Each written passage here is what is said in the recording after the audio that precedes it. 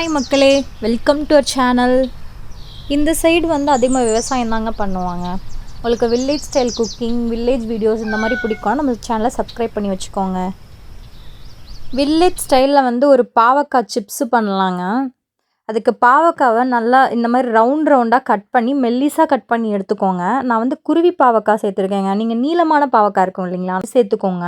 இதில் வந்து மஞ்சத்தூளும் உப்பும் சேர்த்துங்க. ஒரு அரை மணி நேரத்துக்கு மேலே ஊற வச்சு எடுத்துக்கலாங்க. அப்போ தான் அந்த கசப்புத்தன்மை வந்து நம்மளுக்கு தெரியாமல் இருக்கும். இது குருவி பாவக்கான்றனால ரொம்பவே கசப்பாக இருக்கும்.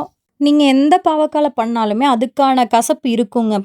பொய்யெல்லாம் சொல்லக்கூடாது, சுத்தமாக கசப்பே இல்லை அப்படின்லாம். அந்த கசப்போடு நம்ம மசாலா வச்சு சாப்பிடும்போது நல்லா கிறிஸ்பியாக இருக்கும்போது அது ஒரு டேஸ்ட்டில் நல்லாயிருக்கும். வெள்ளைப்பூண்டு, அதுக்கப்புறங்க பெருங்காயம், அப்புறம் கருவேப்பிலை, இது மூணையும் சேர்த்து இடித்து எடுத்துக்கலாங்க.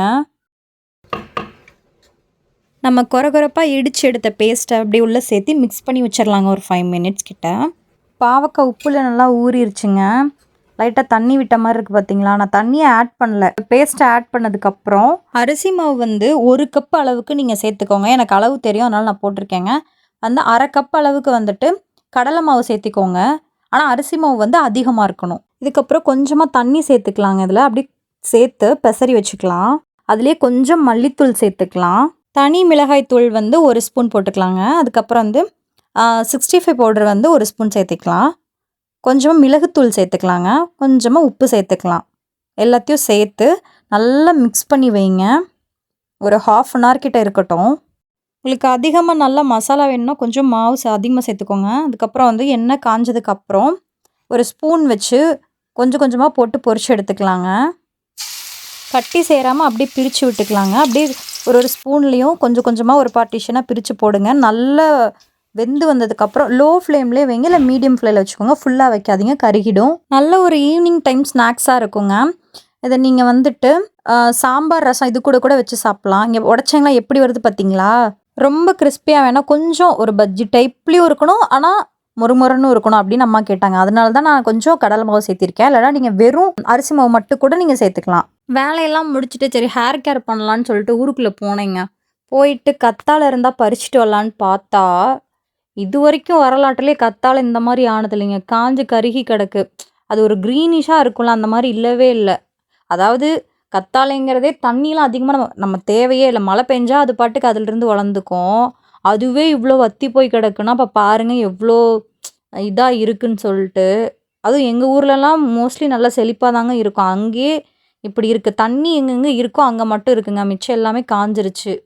விளக்கெண்ணெய் வந்து இந்த மரத்துலேருந்து தாங்க எடுப்பாங்க. கத்தாழை செடியை தேடி போயிட்டு வேஸ்ட்டுங்க. ஊர் ஃபுல்லாக சுற்றிட்டு வந்துட்டேன், எங்கேயும் கிடைக்கல. சரி ஈவினிங் ஆகிடுச்சின்னு சொல்லிட்டு ஒரு டீ போட்டு குடிக்கலான்ட்டு இஞ்சி டீ வச்சுட்டு இருந்தேன்னா அம்மா எனக்கும் சேர்த்து போட்டுன்னு சொன்னாங்க. சரின்னு சேர்த்து போட்டுட்டு இருந்தேன். ரீசண்டாக ஒரு டிபேட் ஷோலாங்க ஒரு டாபிக் போயிட்டு இருந்துச்சு. சிங்கிள் பேரண்ட்டாக வளர்க்குறது வந்து எனக்கு இதாக இருக்குது அப்படின்ற மாதிரியும், அது வந்து கப்புலாம் வந்து ஆப்போசிட்டில் பேசுகிறாங்க. சிங்கிள் பேரண்ட்டாக இருக்கவங்க வந்து இந்த சைட் பேசிகிட்ருக்காங்க.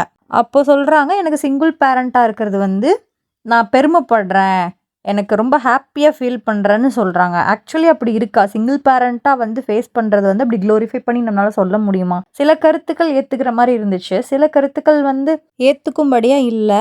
அது ஒரு நாள் நான் வந்து டீட்டெயில்டாக இன்னொரு வீடியோவே நான் மேக் பண்ணுறேங்க. சரி இப்போ நம்ம வெளியே போகலாம். அம்மா சந்தைக்கு போகிறேன்னு சொல்லிட்டு வா போகலான்னு கூப்பிட்டாங்களா. சரின்னு கிளம்பி வந்துட்டோம். எல்லாருக்கும் ஹாய் சொல்லுமா அப்படின்னு சொன்னா, நடந்து வந்துட்டு இருந்தோமா, ஹாய் சொல்லுன்னு சொன்னா ஹாய் அப்படின்னு சொல்லிட்டு கை திருப்பிட்டு போயிட்டாங்க. சந்தை வந்து ஈவினிங் டைமில் தாங்க இங்கே இருக்கும். சரின்னு சொல்லிட்டு நானும் வரேன்னு சொல்லிட்டு வந்தேன்னா, தக்காளிலாம் வந்து 1 கிலோ வந்து 15 ரூபான்னு சொல்லி வித்துட்டு இருந்தாங்க. ஒரு பவுல் வந்து 20 ரூபாங்க. நீங்கள் எந்த வெஜிடபிள் வேணால் எடுத்துக்கலாம். ஒரு வழியாக அந்த கூட்டத்தில் வாங்கி முடிச்சுட்டு வரவே ஈவினிங் ஆயிடுச்சுங்க. 6 மணிக்கு மேலே ஆயிடுச்சு. சரின்னு சொல்லிட்டு வந்துட்டு எல்லாத்தையும் அரேஞ்ச் பண்ண ஸ்டார்ட் பண்ணிட்டேன். பெரிய வெங்காயம் தாங்க 40 ரூபா. அப்புறம் வந்துட்டு இந்த வாழைத்தண்டு வந்து 10 ரூபா. காலிஃப்ளவர் 2 காலிஃப்ளவர் வந்து 50 ரூபா. மக்களே நிறைய பேர் வீடியோ பார்க்குறீங்க. உங்கள் வீட்டில் நீங்கள் செய்கிற ரெசிபியை பாராட்டியிருப்பாங்கள்ல, அதை வந்து நீங்கள் ப்ரிப்பரேஷனோட நீங்கள் கமெண்ட் பண்ணுங்கள். அதை நான் ட்ரை பண்ணி பார்த்து நெக்ஸ்ட் வீடியோவில் நான் அப்லோட் பண்ணுறேன்.